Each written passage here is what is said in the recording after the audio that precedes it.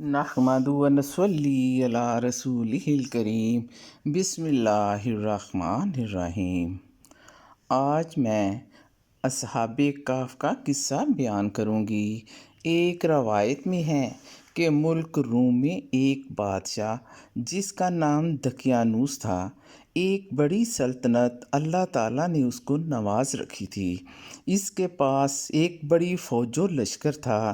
ایک دن قاصد نے بادشاہ سے کہا کہ فلاں بادشاہ تیرے مقابلے کی تیاری کر رہا ہے اور اس کی فوج لڑنے کے لیے بالکل تیار ہے۔ یہ سن کر بادشاہ کو غصہ آیا اور اپنے لشکر کو لے کر میدان جنگ میں لڑنے کے لیے کود پڑا۔ وہ بادشاہ جو اس دقیانوس بادشاہ کے ساتھ لڑنے کے لیے آیا تھا مارا گیا اور اس کے سارے بیٹے پکڑے گئے۔ بادشاہ روم دقیانوس نے سب کو اپنی خدمت میں رکھا۔ ان میں سے ایک کو عہدہ اس کی ضرورت کا دیا تھا۔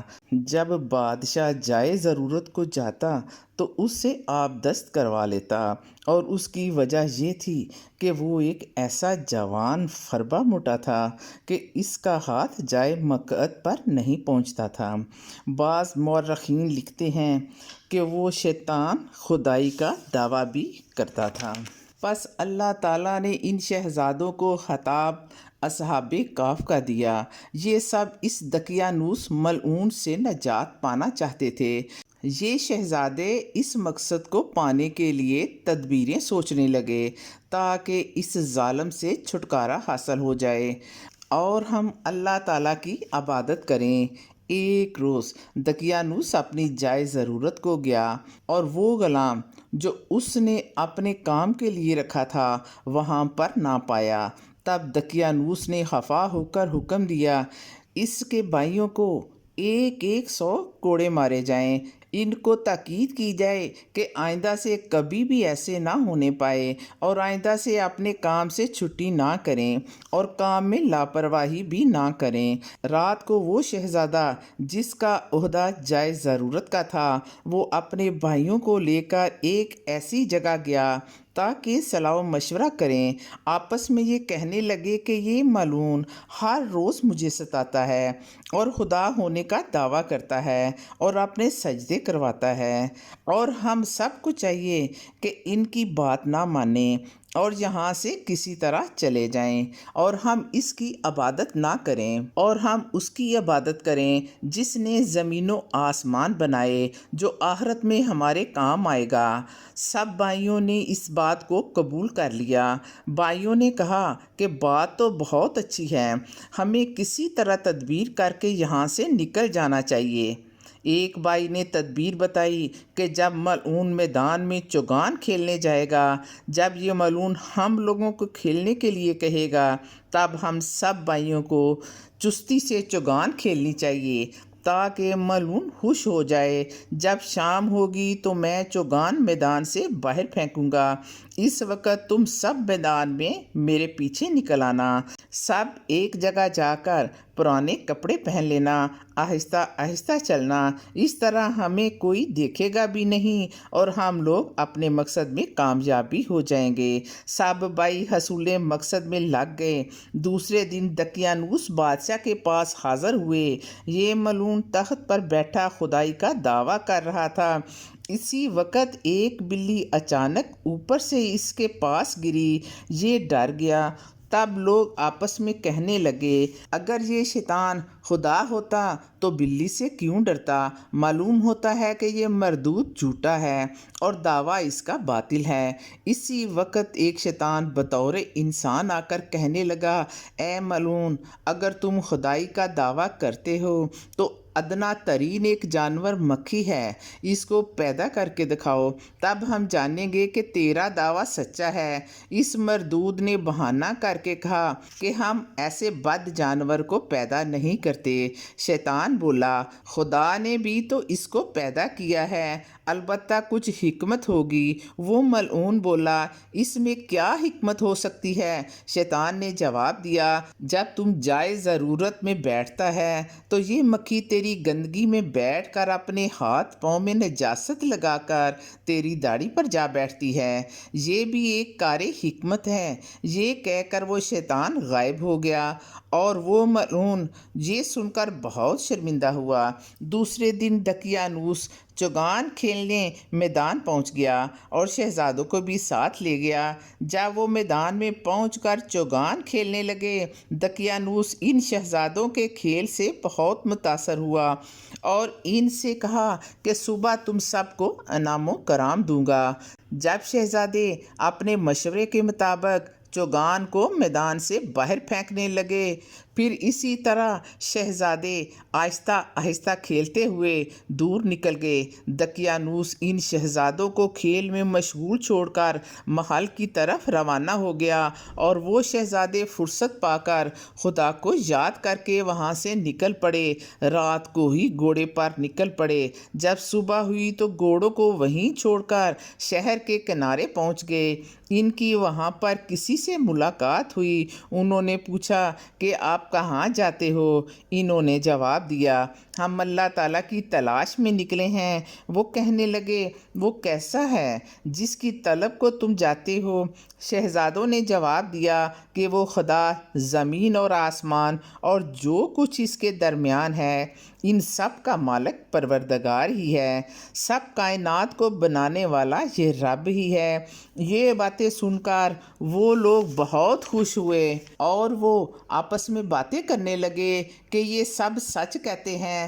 تب یہ لوگ بھی ان شہزادوں کے ساتھ مل گئے اور ان کی صحبت اختیار کر لی، اور ایک کتا بھی ان کے ساتھ تھا اور کتے کو بھی انہوں نے ہمراہ لے لیا۔ شہزادے ان لوگوں سے بولے کہ تم لوگ اس کتے کو واپس کر دو تو بہت اچھا ہے، ورنہ ہمارے ساتھ رہے گا تو کبھی بھونکے گا اور اس کی آواز سن کر لوگ ہم کو پکڑ لیں گے۔ ان شہزادوں کے کہنے سے ان محافظوں نے اپنے کتے کو تو مارا پیٹا، یہاں تک کہ اس کے ہاتھ پاؤں بھی توڑ ڈالے اور سارا بدن اس کا زخمی ہو گیا، تو بھی اس کتے نے ان کا پیچھا نہ چھوڑا۔ آخر وہ کتا بھی ان لوگوں کے ساتھ رہ گیا تو اللہ تعالیٰ نے اس کو بولنے کی قوت دی۔ تو کتے نے کہا کہ اے یارو، مجھے مت مارو، تم جس کے بندے ہو میں بھی اس کا فرما بردار ہوں، اور تم جس کی یاد کو جاتے ہو میں بھی اس کو چاہتا ہوں، لہٰذا مجھ کو بھی ساتھ لے چلو۔ کتے سے یہ باتیں سن کر اصحاب کہف کو ترس آ گیا اور اسے پیار کر کے اپنے ہمراہ لے چلے۔ تمام رات چلتے چلتے جب صبح ہوئی تو ایک پہاڑ کے اندر غار میں جا گھسے اور بولے کہ ہمیں یہاں آرام کرنا چاہیے۔ وہ رات کو آرام کر رہے تھے کہ ان کو نیند آ گئی اور وہ سو گئے۔ الغرض دقیانوس ان شہزادوں کو کھیل کے میدان میں نہ پا کر بہت پریشان ہوا اور فوراً ہی اپنے سواروں کو ان کے پیچھے دوڑایا۔ بادشاہ کے سوار تلاش کرتے ہوئے اسی کھو کے پاس جا پہنچے اور خدا کے فضل و کرم سے اس غار کا منہ بھی چیونٹیوں کے سوراخ جیسا بن گیا، اور دقیانوس کے سوار اس کو برابر تلاش کرتے رہے، لیکن وہ ان سب کو تلاش نہ کر سکے۔ آخر کار واپس چلے گئے۔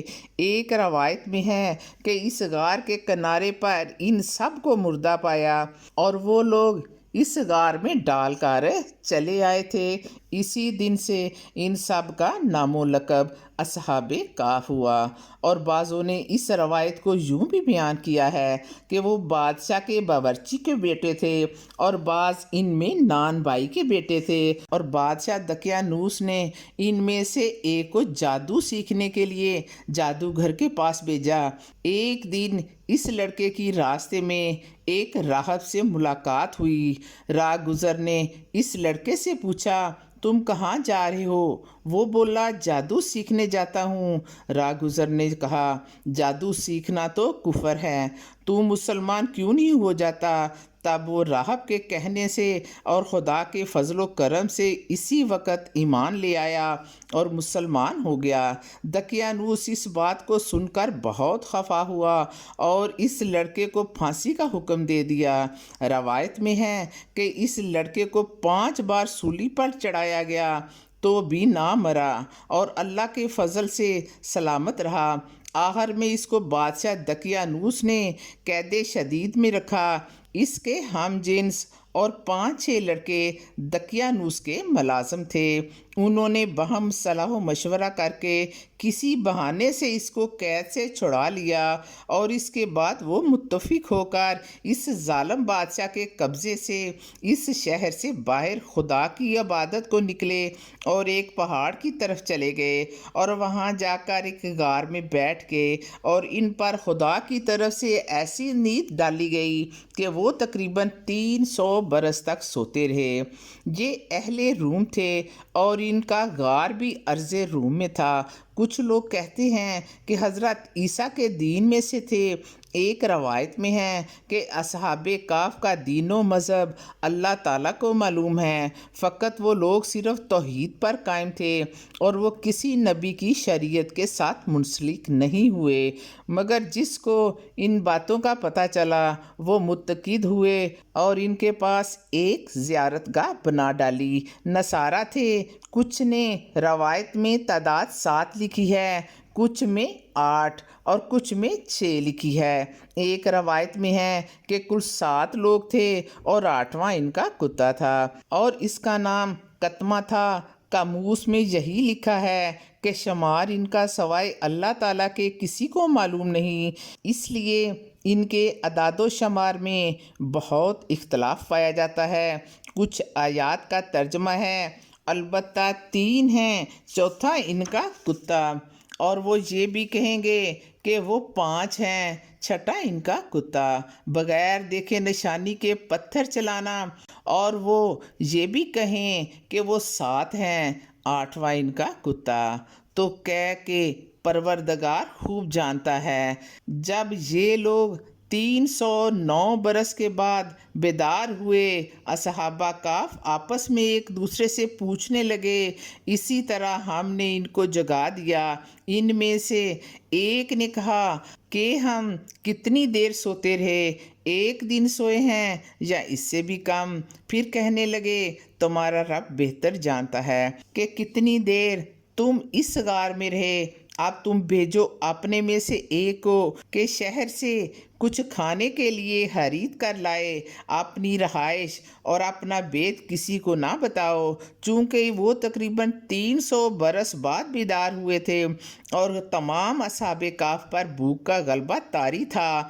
ان میں سے یملیحہ کو شہر میں روٹی لانے کے لیے بھیجا اور اس کے پاس دینار دقیانوس کے زمانے کا تھا۔ دینار لے کر وہ روٹی لینے گیا۔ نان بھائی نے یملیحہ سے پوچھا کہ میاں یہ دینار کہاں سے لائے ہو؟ کیا تم نے کوئی خزانہ پایا ہے؟ کیونکہ میں اس دینار پر دقیانوس بادشاہ کا نام دیکھتا ہوں۔ اس کی حکومت کب کی ختم ہو چکی ہے اور یہ بادشاہ مر چکا ہے اور اس کا کوئی نام و نشان نہیں۔ اب تم ایسا کرو کہ مجھے بھی اس کا حصہ دو، ورنہ میں تجھے موجودہ بادشاہ کے پاس لے جاؤں گا اور وہ دیکھتے ہی تم سب سے سارا روپیہ چھین لیں گے۔ یملیحہ نے اس سے اپنا سارا قصہ بیان کیا۔ یہ سنتے ہی بہت سے لوگ جمع ہو گئے اور قصہ سننے لگے۔ جب یہ خبر بادشاہ تک پہنچی تو بادشاہ نے یملیحہ کو اپنے دربار میں طلب کر لیا۔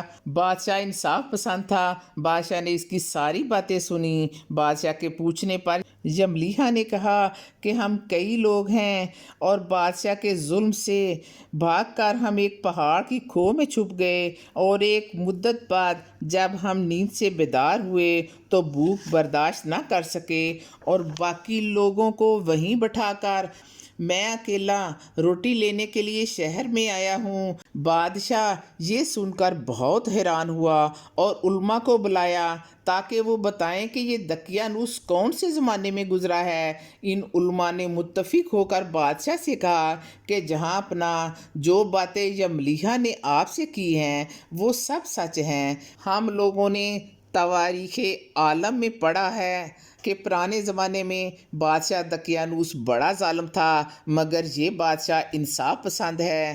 بادشاہ نے یہ حقیقت سن کر جملیحہ کے ساتھ اس غار میں جانے کا عزم کیا اور نہایت شان و شوکت سے سوار ہو کر غار میں جا پہنچا۔ جملیحہ نے بادشاہ سے کہا کہ اگر آپ اس شان و شوکت اور دبدبے کے ساتھ ان کے پاس جائیں گے تو لوگ آپ کو دیکھ کر ڈر جائیں گے اور کسی دوسری جگہ جا کر چھپ جائیں گے اور آپ سے یہ لوگ بات نہیں کریں گے۔ مناسب یہ ہے کہ آپ ذرا ٹھہریں اور میں جا کر ان لوگوں کو آپ کے آنے کی خبر دوں اور یہ بھی ان سے جا کر کہہ دوں کہ دقیانوس بادشاہ مر چکا ہے، اور ان سے یہ بھی کہہ دوں کہ آپ مسلمان بادشاہ ہیں، آؤ شہر میں چلیں۔ یہ بات کہہ کر جملیحہ اس غار میں چلا گیا اور تمام حال جو اس پر گزرا تھا وہ ان لوگوں سے جان کر بیان کیا۔ وہ لوگ کہنے لگے کہ ہمیں کھانے پینے کی کوئی حاجت نہیں اور ہم کو دنیا سے بھی کچھ غرض نہیں، ہم کو تو اپنے خدا سے ہی کام ہے۔ یہ کہہ کر پھر وہ لوگ سو گئے۔ بعض راویوں نے یہ کہا ہے کہ وہ لوگ اب تک سو رہے ہیں اور وہ اسی طرح قیامت تک سوتے رہیں گے۔ جملیحہ پھر بادشاہ کے پاس نہیں آیا اور بادشاہ کے ساتھیوں نے کافی دیر تک انتظار کیا، لیکن پھر بادشاہ نے اس غار میں جانے کا ارادہ کیا، لیکن وہ اس غار میں جانے سے قاصر رہا اور اب اس کو کوئی راہ جانے کی نہ مل سکی۔ نا امید ہو کر وہ بادشاہ اور اس کے ساتھی واپس آ گئے اور اس پہاڑ کے کنارے بستی میں ایک عبادت گاہ بنا کر وہیں رہ گئے۔ اور یہ ایک روایت ہے کہ اصحاب کہف کے لیے اللہ تعالیٰ نے فرشتے مقرر کیے ہوئے ہیں جو ان کو سلاتے ہیں اور کروٹیں دلاتے رہتے ہیں اور بہشت کے پنکھے سے ہوا دیتے ہیں، اور گرمی اور سردی ان کو نہیں لگتی۔ یہ سب لوگ میدان میں ہیں اور یہ اللہ تعالیٰ کی قدرتوں کی ایک نشانی ہے، اور جس کو اللہ تعالیٰ چاہتا ہے وہ سیدھی راہ دکھاتا ہے اور سیدھی راہ پاتا ہے، اور جس کو وہ گمراہ کر دے تو پھر اس کو کوئی راہ دکھانے والا نہیں۔ اور یہ بھی ایک روایت ہے کہ وہ لوگ سب سوتے ہیں لیکن ان کی آنکھیں کھلی ہوئی ہیں تاکہ دیکھنے والا یہ سمجھے کہ وہ جاگتے ہیں، اور اللہ تعالیٰ نے اس جگہ پر دہشت رکھی ہے تاکہ لوگ اس جگہ کو تماشا نہ بنا سکیں اور اس شور کی وجہ سے یہ بے آرام نہ ہو جائیں۔ اور ان کے ساتھ ایک کتا بھی لگ گیا تھا، وہ بھی انہی کے ساتھ ہے۔ مروی ہے کہ حضرت عیسیٰ کے زمانے سے قبل اصحاب کہف غار میں گھسے ہیں۔ بعض مورخین کہتے ہیں کہ وہ لوگ حضرت عیسیٰ کے زمانے میں ہی غار میں گھسے تھے اور وہ لوگ انجیل پر ایمان لائے تھے، لیکن اکثر کا قول یہ ہے کہ ان کا دین اور مذہب کیا ہے اللہ تعالیٰ کے سوا کسی کو معلوم نہیں۔ اللہ تعالیٰ سے دعا ہے کہ ہم سب کو دین اسلام پر ثابت قدم رکھے اور اسلام کے 5 ارکان پر چلنے کی توفیق دے، وقت پر نماز پڑھنے کی ہمت دے، ماں باپ کا فرما بردار رکھے، جن کے ماں باپ نہیں ہیں ان کو جنت الفردوس میں اعلیٰ مقام عطا کرے، کرونا جیسی وباؤں کو ختم کر دے۔ یا اللہ میری اس دعا کو قبول فرما، آمین ثم آمین۔